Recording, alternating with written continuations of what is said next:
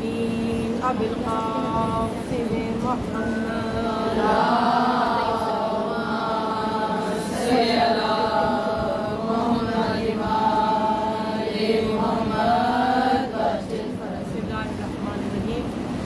امام جعفر صادق علیہ السلام،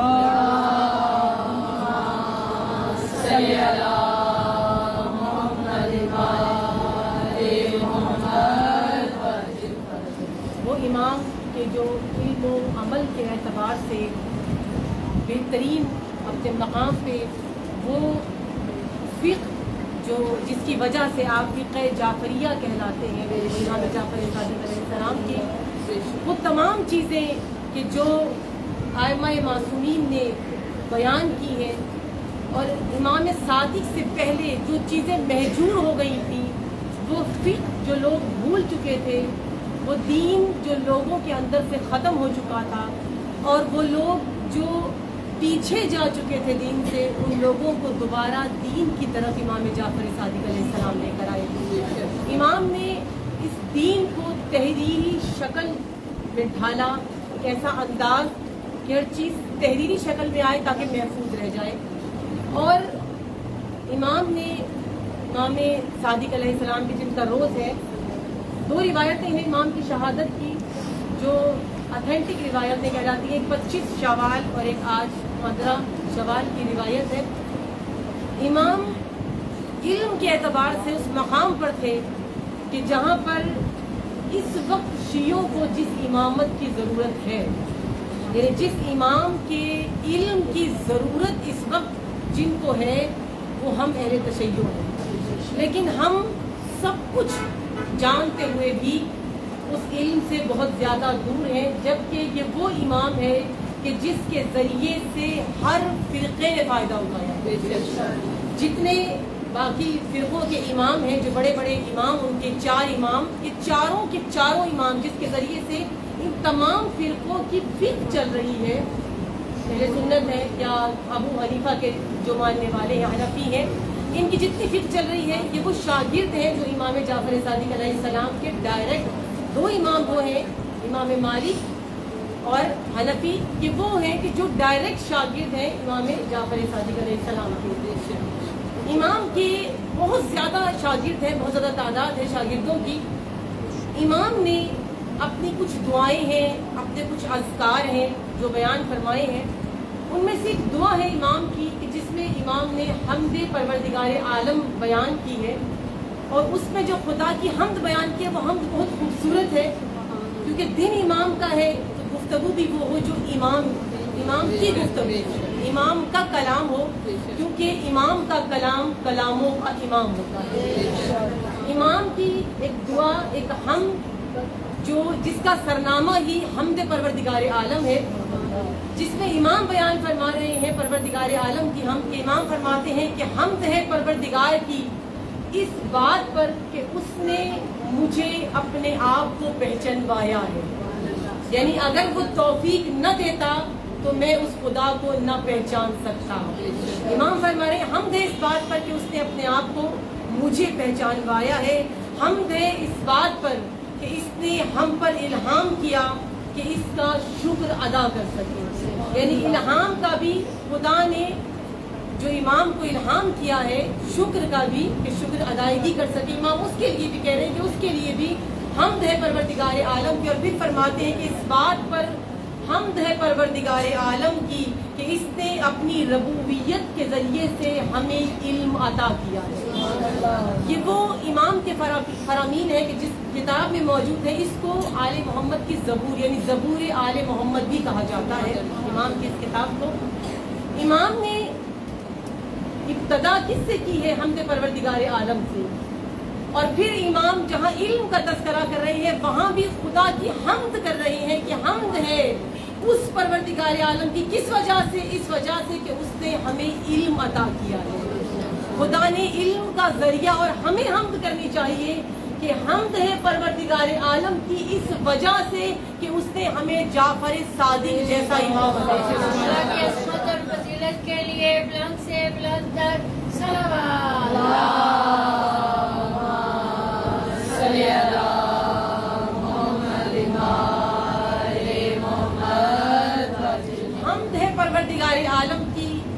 بات کے لیے کہ اس نے ہمیں شرک اور الحاد سے محفوظ رکھا ہے.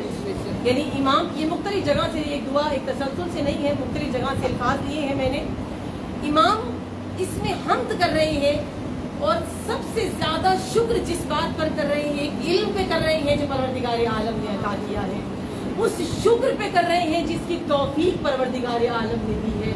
اس بات پر کر رہے ہیں کہ پروردگار عالم نے خود کی معرفت ہمیں یعنی امام کو خود کی معرفت جو کروائی ہے اس کو پہچانوایا ہے. وہ امام اس کے لیے شکر، اور آخر میں کس کے لیے کہ اس نے ہمیں شرک سے محفوظ رکھا ہے، شرک اور الحاد سے محفوظ رکھا ہے. جتنے امام ہیں ان تمام ائمہ کے کلام اٹھا کر دیکھیے، 1,24,000 انبیاء ہیں، ان انبیاء کی گفتگو اٹھا کر دیکھیے. تمام گفتگو میں ایک چیز جو مشترکہ آپ کو نظر آئے گی تو وہ ہوگی توحید پروردگار عالم، شرک سے نفرت، کفر سے نفرت اور توحید پروردگار عالم. ہر مقام پر توحید نظر آئے گی. مولا کائنات کی کہ ہمارے پاس جو کتابی شکل میں بہت سی کتب ہیں امام علی کی، جن میں سے سب سے زیادہ جو ہر گھر میں موجود ہے وہ نہج البلاغہ ہے. اور میں بار بار کہتی ہوں کہ صرف موجود ہے، پڑھی نہیں جاتی. موجود ہے لیکن محجور ہے، یعنی موجود ہے لیکن بھلا چکے ہیں. اس کے اندر کیا ہے یہ کسی کو علم نہیں ہے. وہ بھی قرآن کی طرح ایک مقدس کتاب کے طور پر کسی اونچے مقام پر نظر آئے گی. آپ کی سائڈ ٹیبل پہ، آپ کے گھر میں کہیں پر وہ نظر نہیں ہے، کیونکہ مقدس ہے. اس کی طرف پاؤں نہ ہو جائیں، اس کی طرف پیٹھ نہ ہو جائے، اس کو ہار میں نہ لے لیا جائے. اس لیے مقدس کے طور پہ اس کی تقدیس، اس کا احترام اتنا ہے کہ اونچے مقام پہ رکھو، پڑھنے کی ضرورت اس کو بس یہی کافی ہے کہ علی کی ایک کتاب، علی کا ایک کلام ہمارے پاس موجود ہے. یہ بڑی بات ہے کہ 1400 سال پہلے کا کلام علی آپ کے پاس موجود ہے. لوگ ترستے تھے کہ علی بولے. جو علی والے تھے، جو مولا علی کو چاہتے تھے، جو مالک اشتر جیسی ہستیاں تھیں، جو عمار یاسر جیسی ہستیاں تھیں، یہ ترستے تھے کہ علی کبھی بولے، علی زبان کھولے اور وہ علم کا سمندر جو مولا کائنات کے اندر ہے وہ ہمارے اندر منتقل ہونا شروع ہو جائے.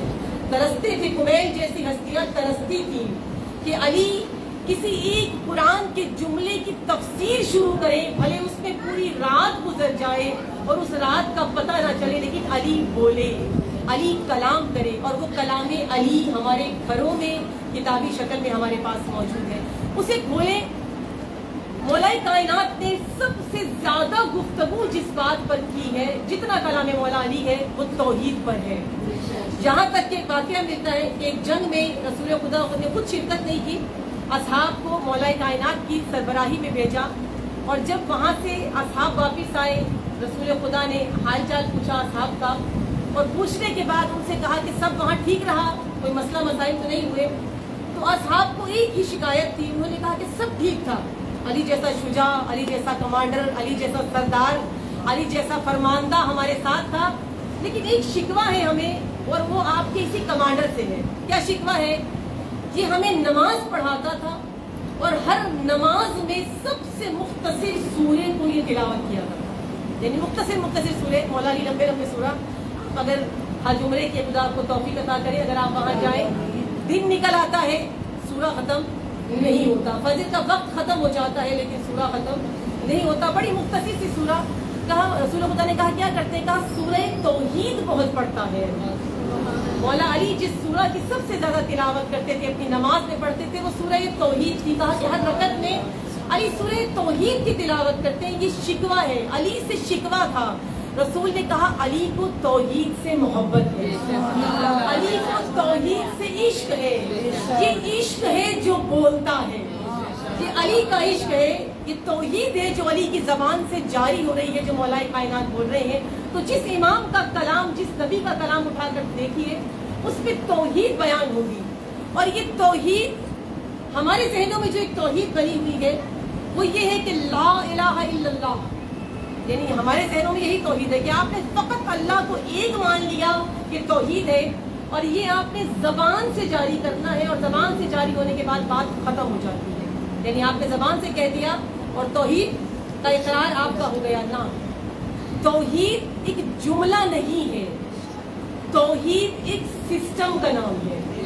توحید جس طرح ولایت ایک نظام کا نام ہے, ولایت کسی ایک مقام کا یا رتبے کا نام نہیں ہے, یہ ایک سسٹم ہے, یہ ایک نظام ہے. توحید ایک سسٹم کا نام ہے, توحید ایک نظام ہے, اور نظام جب تک زبان پہ رہتا ہے اس کا اثر نہیں رہتا. اگر زبان پر ہے اس کا اثر نہیں ہے. نظام جب عملی ہو جاتا ہے, لوگ اس پر عمل کرنا شروع کر دیتے ہیں, اس کے بعد وہ نظام, وہ سسٹم کلچر بن جاتا ہے. نعرہ تکبیر, اللہ اکبر, نعرہ رسالت, یا رسول اللہ, نعرہ حیدری, حیدری, حضرت محمد و آل محمد صلوات.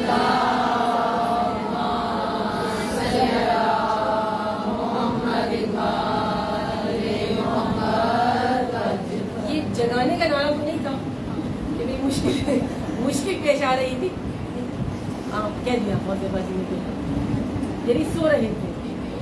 کلام امام ہے.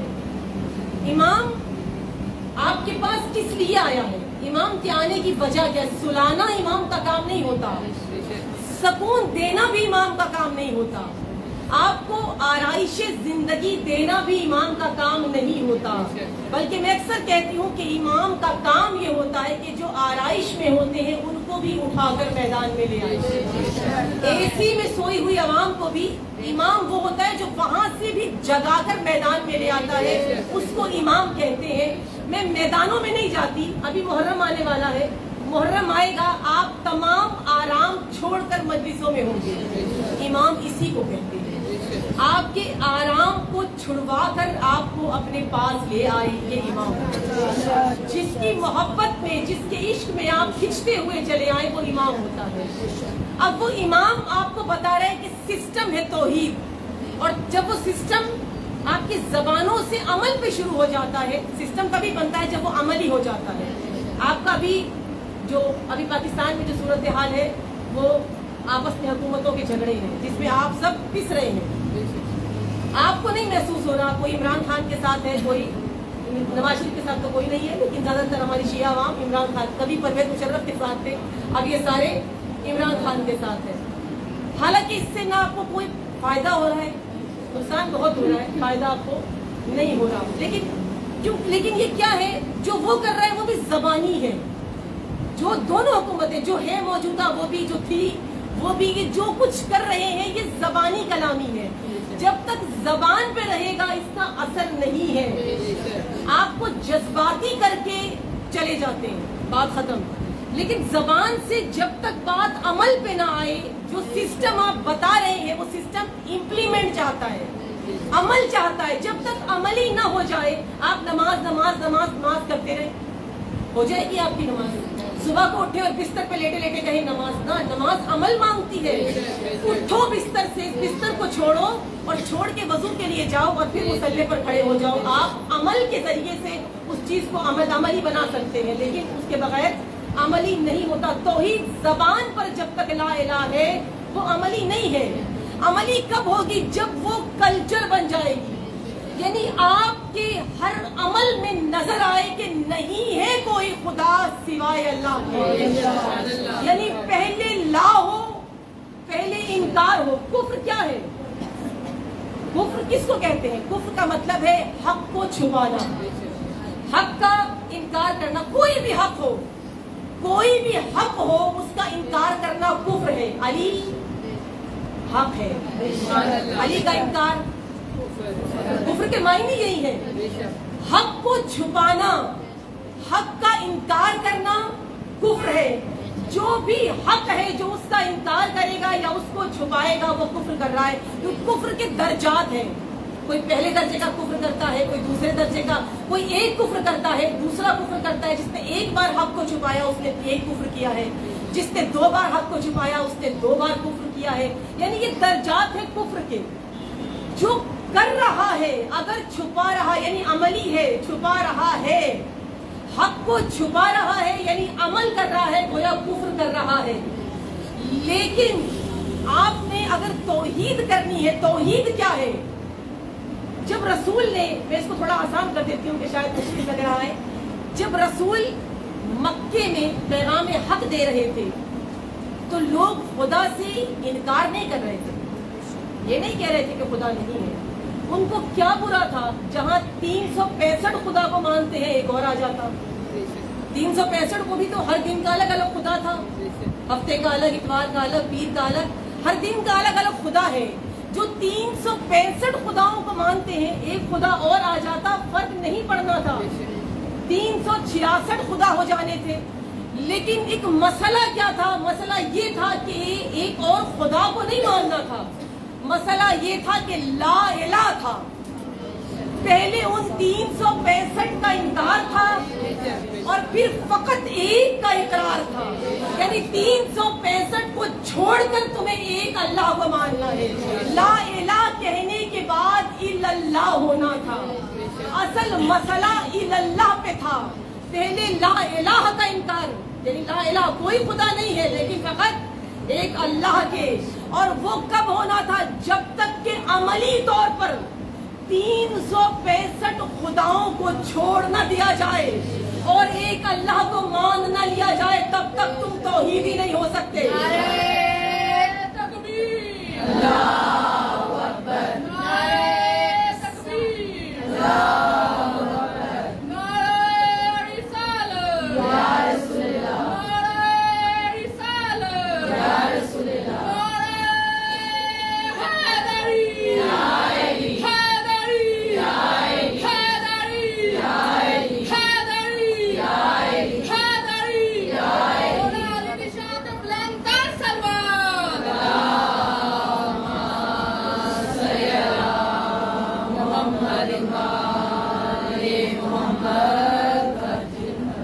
اصل مسئلہ لا الہ ہے اور پھر الا اللہ ہے.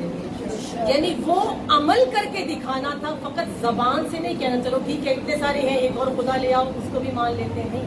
وہ عملی ہو جاتا ہے. اور جبھی مکہ والے تسلیم کرنے کے لیے تیار نہیں تھے کیونکہ بت بہت تھے.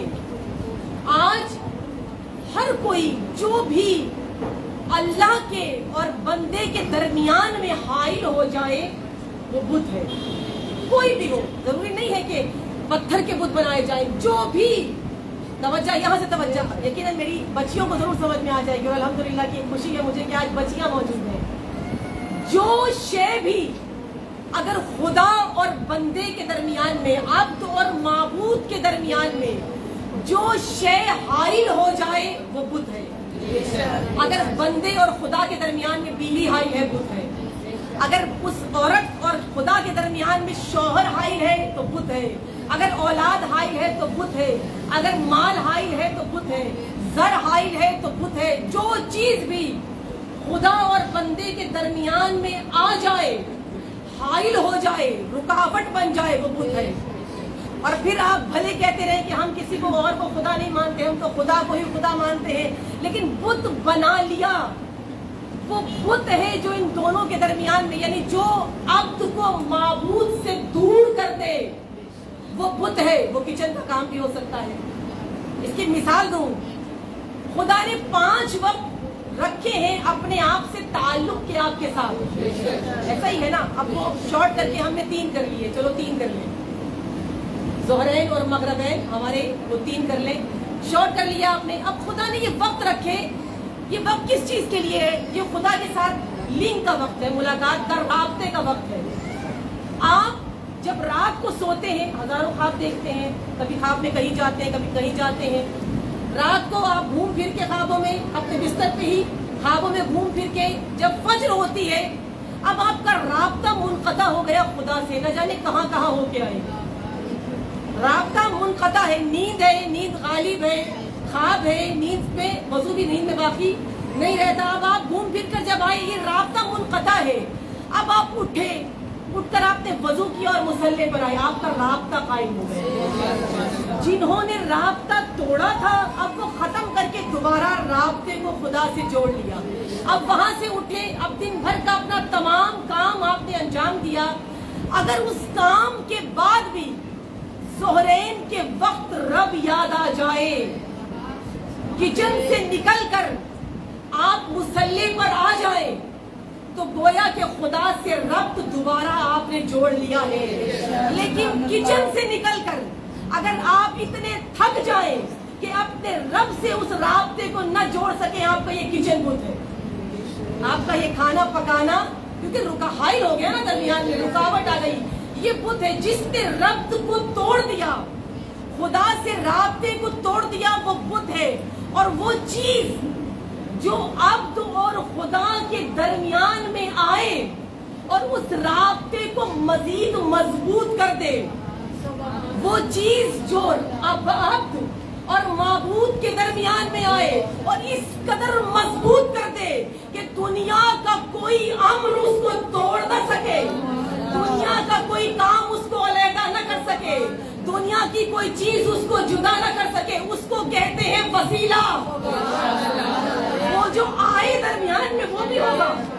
ایک حائل ہوگا بت لیکن رابطے کو توڑے گا، ایک حائل ہوگا وسیلہ لیکن رابطے کو جوڑے گا. لیکن حائل ہوگا بندے عبد اور معبود کے درمیان میں رابطے کو، وسیلہ جوڑے گا لیکن وہ وسیلہ جوڑے گا جو پرفیکٹ ہوگا، وہ وسیلہ جوڑے گا جو خود خدا سے جڑا ہوا ہوگا، وہ وسیلہ جوڑے گا جو خود خدا سے جدا نہیں ہوگا، وہ وسیلہ جوڑے گا جو جنب اللہ ہوگا، وہ وسیلہ جوڑے گا جو عین اللہ ہوگا، وہ وسیلہ جوڑے گا جو ید اللہ ہوگا، وہ وسیلہ جوڑے گا جو لسان اللہ ہوگا، وہ وسیلہ جوڑے گا جو خدا کے ساتھ خود جڑا ہوا ہوگا، جو اگر اپنی نماز میں بھی کھڑا ہوا ہوگا اور ہوگا، اس کا وجود دنیا میں ہوگا لیکن دنیا سمجھ جائے گی یہ خدا کے ساتھ رابطے میں ہے.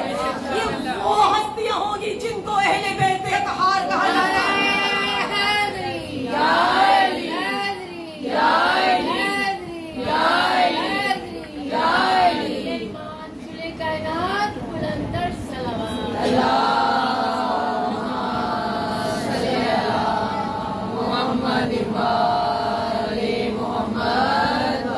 یہاں تک لانا تھا. وہ رابطہ، وہ لنک یا وہ وسیلہ جو عبد اور معبود کے تعلق کو آپس میں جوڑ دیتا ہے، یعنی وسیلہ اس کو کہتے ہیں جو توحید پر آنچ نہیں آنے دیتا. ہمارے ہاں تو ایک سب سے بڑا مسئلہ یہاں پر آپ میں نہیں ہے لیکن بہت سی جگہ پر ہندوستان پاکستان میں بہت بڑا مسئلہ توحید پر یہی کھڑا ہے. جو وسیلے تھے ان کو مقام توحید تک لے کر گئے. یہ نہیں ہے، وسیلہ توحید کا محافظ ہوتا ہے، یعنی آپ کی توحید کی حفاظت وسیلے نے کرنی ہوتی ہے. اس لیے خدا نے ان وسیلوں کو قرار دیا جو خود جڑے ہوئے ہوتے ہیں، عبد اور معبود کے درمیان میں حائل ہے. لیکن ہمارے ساتھ پہلے سے لے کر اب تک تمام انسانوں کے ساتھ ایک مسئلہ ہے. اور مسئلہ کیا ہے؟ ہمیں خدا ایسا چاہیے جو دکھتا ہو، ہے نا. یہ مسئلہ خدا دیکھنے کی تمنا ہے. ایک فرقہ تو وہ بھی ہے جس نے خدا کو دیکھنے والا قرار بھی دے دیا ہے. اب سب نے پڑھ بھی رکھا ہے، سن بھی رکھا ہے کہ خدا ایسا ہے کہ حشر کے روز بیٹھا ہوگا، کرسی ہوگی، بڑی ساری تخت ہوگا اور اتنا بڑا ہوگا کیونکہ اللہ اکبر ہے. اکبر کا مطلب بڑا ہے اور اتنا بڑا ہوگا کہ وجود اس کا بہت زیادہ بڑا ہوگا. ان کے ذہنوں میں یہ تصور ہے. کیوں؟ کیونکہ عادی ہے خدا دکھنے والا ہو. یہی ہوا تھا حضرت موسیٰ کے ساتھ. میں بار بار محرم میں بھی میں نے یہ بات کی تھی اور خاص طور پہ اپنی بچیوں سے کہوں گی، معجزہ طلب قوم نہ بننا. جو بھی کوئی معجزے سے مسلمان ہوا ہے وہ باقی نہیں رہا اپنے دین پر. معجزے سے مسلمان ہونے والے دین پر قائم نہیں رہتے. حضرت موسیٰ نے کس قدر معجزے دکھائے. کبھی منو سلوا آ رہا ہے، کبھی کچھ آ رہا ہے، کبھی کچھ آ رہا ہے، کبھی فرمائشیں پوری ہو رہی ہیں. کبھی کہا زمین سے چاہیے تو زمین سے رزق اگنا شروع ہو گیا، کہا آسمان سے چاہیے تو آسمان سے آنا شروع ہو گیا. کبھی پانی کے اندر راستوں کو بنایا گیا، کبھی عصا کے ذریعے سے. ہزاروں معجزے موسیٰ نے دکھائے اور ہزاروں معجزوں کے بعد بھی کیا ہوا؟ یہ معجزہ پسند قوم، معجزہ دیکھنے والی قوم آخر میں کیا ہوا؟ اختتام کیا ہوا؟ سامری کے بہکاوے میں آ گئے. کیوں آئے؟ کیونکہ جو خدا موسیٰ بتا رہے ہیں وہ نظر نہیں آتا. بھلے 1000 معجزے دکھاتا رہے. جو خدا ہمیں چاہیے وہ نظر آنا چاہیے, جو خدا ہمیں چاہیے وہ دکھائی دینا چاہیے, جو خدا ہمیں چاہیے ہم بولیں وہ جواب دے, ہم دعا کریں وہ دعا کو قبول ایسے کرے کہ کہے کہ ہاں لو تمہاری دعا قبول ہے. ہم ادھر مانگیں ادھر وہ عطا کر دے, ادھر ہماری زبان سے جملہ نکلے ادھر سے اس کا جواب آ جائے, ہم اسے چھو سکیں, ہم اسے دیکھ سکیں, ہم اسے محسوس کر سکیں. یہ تھے اس قوم کی امید, یہ تھی اور آج تک ہماری بھی یہی امید ہے. خدا ایسا ہو جو نظر آ جائے, خدا ایسا ہو جو دکھائی دے. آج جو عالم اس وقت تشیع کا ہے کیونکہ امام پردہ غیب میں ہے, اور آپ اور ہم میں سے بہت سے لوگ یہ منتظر, اس بات کے منتظر ہیں آئیں گے تو دیکھیں گے. کیوں جب آئیں گے تو پھر ہم اپنے آپ کو ٹھیک کر لیں گے, کیونکہ دکھائی نہیں دے رہے, نظر نہیں آ رہے. اب کیونکہ نظر نہیں آ رہے اب جو مرضی کرو. ہم نے اپنی شخصیت کو ختم کیا ہے. تشیع کی شخصیت جو امام جعفر صادق علیہ السلام نے بیان کی ہے,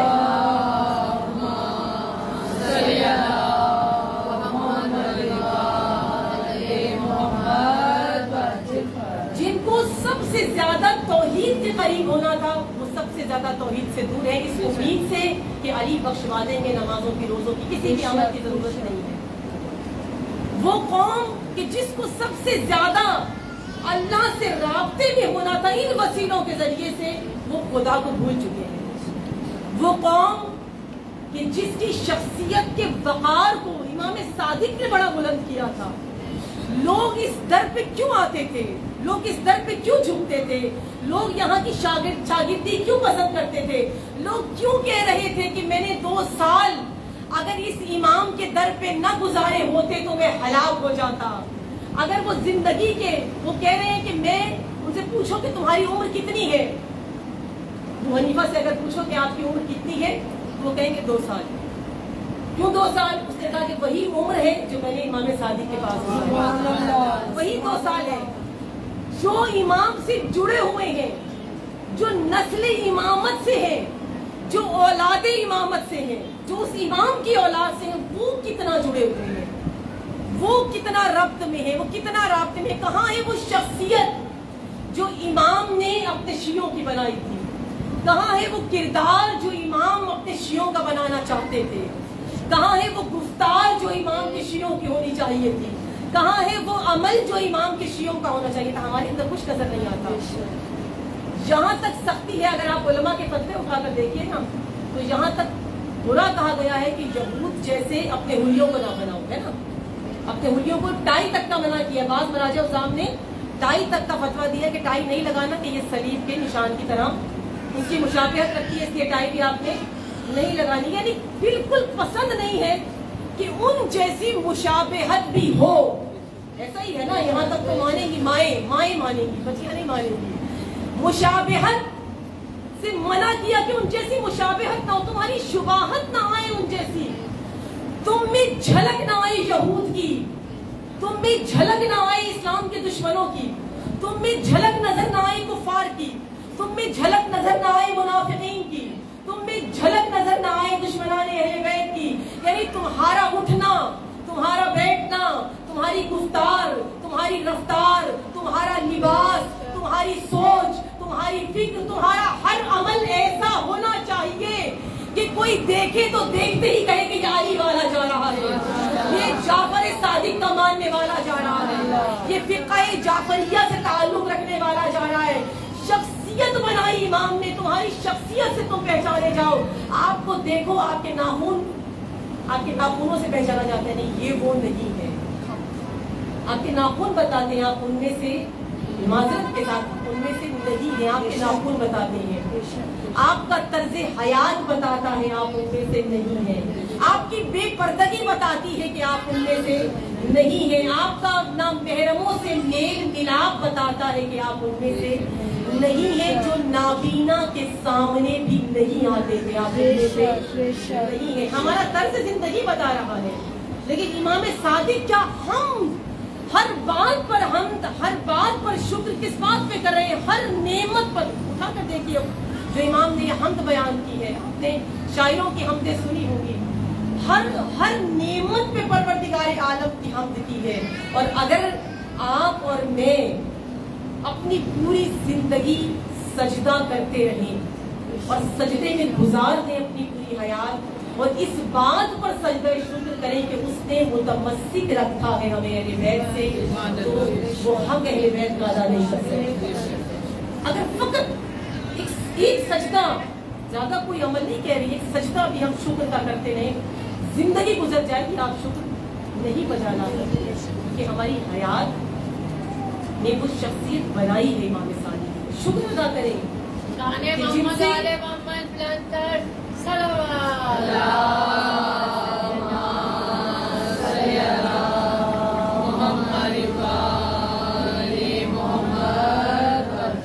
हम दीनदार किसको कहते हैं?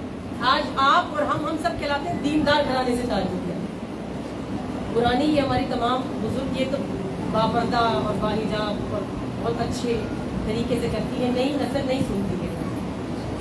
और जब इनसे पूछा जाए, आप इन पे तो उंगली उठाएं, तो हम बावकार खानदान से, हम सादात खानदान से, हम शिया खानदान से इतने फख्र से कहते हो, तो पता भी तो चले, कहने की जरूरत न पड़े, कहने की जरूरत ही ना पड़े कि आप सादात से हैं। वो खुद कहे कि ये सादात से, आपका अमल सादात या शिया घराने का अमल बताता है कि ये शिया है। दीनदार किसको कहते हैं?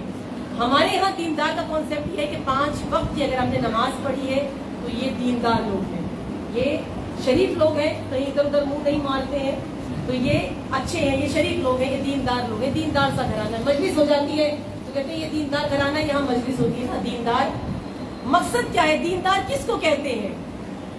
हमने क्योंकि मतलब नहीं समझा कि दीनदार किसको कहा जाता है। दीनदार का मतलब पता है?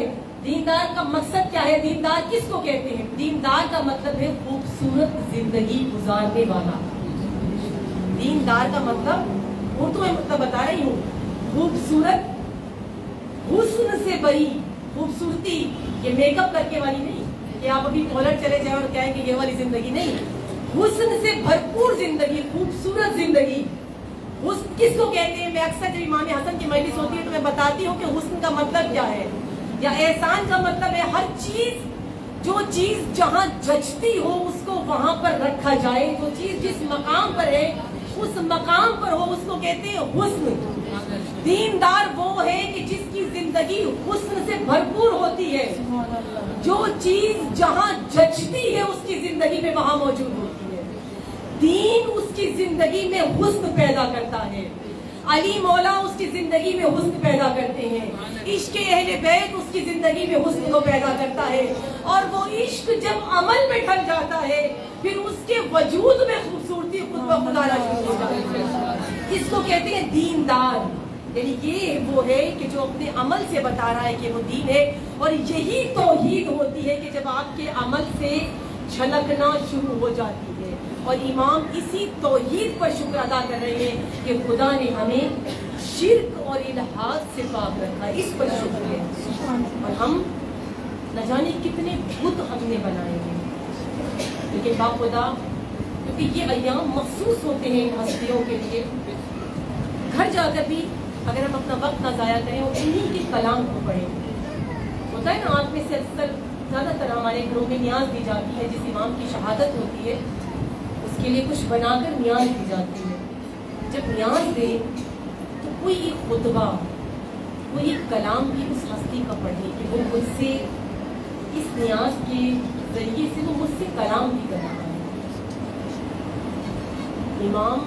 इमामत आपकी और मेरी मुंतज़िर है, इमामत महजूर है, हम नहीं समझ सके। जिसके इस कदर शागिर्द हो कि पूरी दुनिया में जिसके जरिए से इस्लाम फैला हो, उसको इस मज़लूमियत से शहीद कर दिया जाए। जिसकी इस कदर मानने वाले हो, जिसकी इतनी बड़ी यूनिवर्सिटी हो, जब उसका जनाजा उठाया जाए तो जनाजे में तो शरीक होने के लिए लोग आ जाएंगे, लेकिन जब उस पर जुल्म हो रहा हो, जब उसके घर को आग लगाई जाए, कोई उसकी मदद के लिए ना आए। खुद को शिया कहने वाले, खुद को मुसलमान कहने वाले, खुद को मोमिन कहने वाले तो बहुत हो, लेकिन जब इमाम हल में नासिर की सदा बुलंद करे तो कोई नासिर मदद के लिए ना आए। ये इमामत है। और हम उस ज़माने में हैं जब आपका एक जाफर सादिक जिंदा है, आपका एक अली मौजूद है, आपका एक हुसैन मौजूद है, ज़माने का इमाम जिंदा है और वो इमाम आपका और मेरा आज मुंतज़िर है। कुछ जनाजे अहले बैत में बड़े अजीब हैं और बड़े तन्हाई के जनाजे हैं। वो रसूल, सबसे पहला जनाजा उस रसूल का है कि जिसने कई लोगों को मुसलमान किया, जिसका सहाबी होने पे लोग फख्र महसूस करते थे, लेकिन जब उस रसूल का जनाजा उठा तो उठाने वाला फकत अली था और रोने वालों में फकत बेटी थी। एक मजलूम जनाजा जो दूसरा उठा वो फातिमा का जनाजा, और बड़ा अजीब जनाजा जिसको उठाने वाले दो बेटी और एक शौहर था। तन्हाई का जनाजा था और वो फातिमा का था। इसको मानने वाले बहुत थे, लेकिन वसीयत फातिमा थी कि कोई मेरे जनाजे में शिरकत करे। तीसरा जनाजा अली का जनाजा है, वो मजलूम तरीन जनाजा के बाद रिवायतें कहती हैं कि जिसको उठाने के लिए उठाने वाले ही दो थे। मजलूम जनाजा और उसके बाद एक ऐसा अजीब जनाजा अहले बैत के घर से उठा कि कोई जनाजा इस तरह से किसी का नहीं उठा था। वो जनाजा के जो 2 बार घर से उठाया गया। हर जनाजे में मुसलमान कहते थे कि हमें बताया नहीं गया है। जनाजे रसूल उठा कहा हमें बताया नहीं था, जनाजे अली उठा कहा हमें खबर नहीं दी गई थी, जनाजे फातिमा उठा कहा हमें बताया नहीं गया था। लेकिन जब हसन का जनाजा उठा तो मुसलमानों को बताया गया, मुसलमानों के कंधों पे जनाजे को डाला गया। लेकिन जब मुसलमानों के हवाले जनाजे को किया गया तो चारों तरफ से पीरों की बरसात शुरू हो गई। कहीं उम्मे कल्सूम बैठकर जनाजे के तीर निकालती है, कहीं जनाबे ज़ैनब तीर निकाल रही है। वाहिद जनाजा है जिसमें मुसलमान शरीक हुए हैं, लेकिन उस जनाजे में तीर लगे। अगर 2 मरतबा इमाम हसन मुश्तबा का जनाजा उठाया गया और उसके बाद ऐसा जनाजा था कि जिसकी लाश पर घोड़ों को दौड़ाया गया, जिसका लाशा किसी ने ना उठाया, जो करबला की तपती हुई रेत पर बेगौरों का फन पड़ा रहा, जिस लाशे को उठाने के लिए कोई मौजूद न था। ना बदन के लाशा उठाया नहीं गया, बल्कि उसके बदन से कपड़ों को उतार लिया गया, उसके सर से हमारे को बेच लिया गया, उसकी वो मुश्तरी को काट लिया गया, उस इमाम के सर को तन से जुदा कर दिया गया। ये सिलसिला जारी रहा और फिर एक जनाजा ऐसा उठाए बैठ के करोगे। वो इमाम मजलूम कि जब इमाम जाफर सादिक के घर को आग लगाई गई है ना, तो इमाम अपने घर के सहन में बैठे हुए थे और घर का बड़ा अजीब मंजर था। घर को आग लगी हुई है, हर तरफ से आग के शोले गिर रहे हैं। मेरा मजलूम इमाम आग के शोलों के दरमियान में बैठा हुआ है, दीवार के साथ चेक लगाई हुई है। घर की बेटियों को सहन में घबराते हुए देखा, इमाम जोर जोर से रोना शुरू हुए। एक साहबी इमाम के करीब आया और आकर इमाम से कहा, इमाम क्या हुआ, इमाम क्यों रोते हैं? इमाम ये घर पहली मर्तबा तो नहीं जला, इमाम पहले भी तो इस घर को जलाया गया है। इमाम आप रुकता गिरिया क्यों करते हैं? इमाम ने कहा कि जब इस आग को लगाया गया है ना और मेरी बेटियां इस तरह दरबदर मिल रही है, तो मुझे शौबे गरीबों का मंजर याद आया।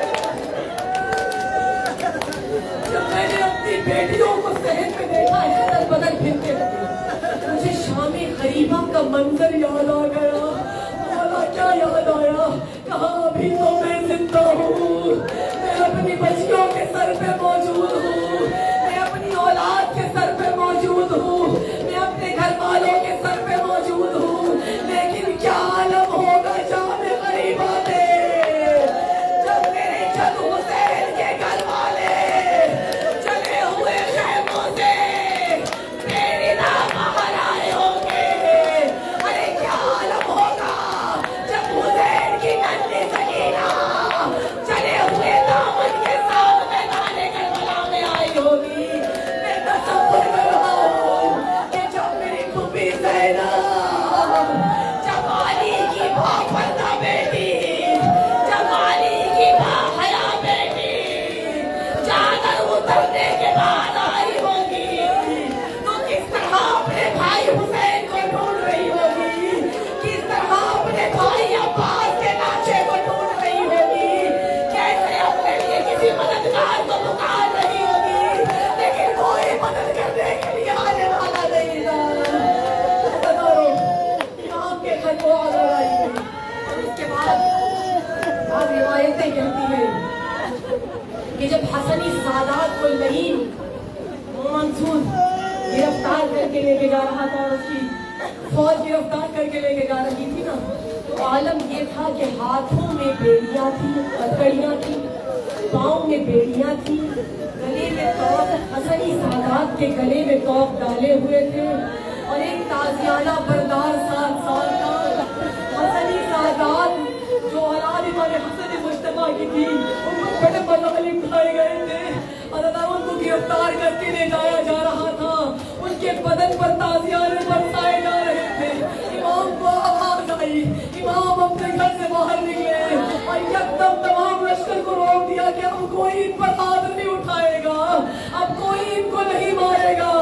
لیکن ایک ملعون نے امام کے ہاتھ کو تیزی سے پکڑا, ایک تازیانے کو پلٹ کیا, امام کی پشت پر تازیانے کو مارا, تازیانے کا لگنا تھا, امام کی پشت پر زخم ہوا. اور بعض روایتیں کہتی ہیں, بعض روایتوں میں ہے کہ امام کو زہر دیا گیا ہے پھل کے ذریعے سے, لیکن بعض روایت کہتی ہے امام کے بدن پہ زخم ہوا ہے نا, تو لعین نے تازیانے میں زہر, جس طرح امام علی کی تلوار پہ زہر ملایا گیا تھا اور پھر سر پہ تلوار ماری گئی تھی, لعین نے تازیانے کو زہر میں بھگویا, وہی زہر حلا ہے جو امام حسن مجتبیٰ کو دیا گیا تھا. امام کے زخم کے اوپر دوبارہ تازیانے کی برسات کی گئی. اللہ تعالیٰ ادھر زخموں پر تازیانے برسائے جا رہے تھے, ادھر زہر امام کے وجود میں صلاحیت کرنا شروع ہوا, ادھر زہر وجود میں گیا ہے نا. امام نے کہا کہ جلدی کرو مجھے گھر لے کے جاؤ. میں کہتی ہوں شیعوں کے لیے کتنا عجیب منظر ہوگا. مجھے وہ تازیانہ یاد آ گیا کہ جو فاطمہ زہرا کے ہاتھ پر پڑا تھا, جب بی بی کے ہاتھ پر تازیانہ لگا ہے نا, مولا کائنات تڑپ گئے, مولا علی تڑپ گئے تھے, اور بی بی نے علی کے دامن کو چھوڑ کر کہا تھا علی اللہ کے ہاتھ. لیکن یہ تازیانہ امام کو جب لے کر گھر میں داخل ہوئے ہیں, امام گھر میں آ گئے, لیکن بار بار یقیناً ایک ہی منظر ذہن میں آ رہا ہوگا, یہ چند تازیانے ہیں, یہ بابا کا شہر ہے, یہ اپنا وطن ہے, یہ بے وطنی نہیں ہے, یہاں ہاتھوں میں بیڑیاں نہیں ہے, امام یہاں پاؤں میں بیڑیاں نہیں ہے, یہاں آپ کے گلے میں توق نہیں ہے. امام ایک بیمار ایسا بھی تھا جس کی پشت پر اس طرح تازیانے برسائے جا رہے تھے. امام باقر کہتے ہیں کہ جب میں نے اپنے بابا کو غسل و کفن کے لیے لباس اتارا ہے نا, تو میرے بابا کا قمیض ان کے بدن کے ساتھ چپکا ہوا تھا, اور جب قمیض اتارا گیا ہے تو میرے بابا کے بدن پہ تازیانوں کے نشان تازہ تھے. امام جعفر صادق اس زہر کے درد میں تڑپتے رہے. جب امام کا آخری وقت قریب آیا ہے نا, امام کو پانی پلانے والا بیٹا امام کے پاس موجود تھا. امام نے اپنا آخری وقت اپنے بیٹے کے پاس گزارا. امام کا جنازہ تیار ہوا, اس کو کفن دیا گیا.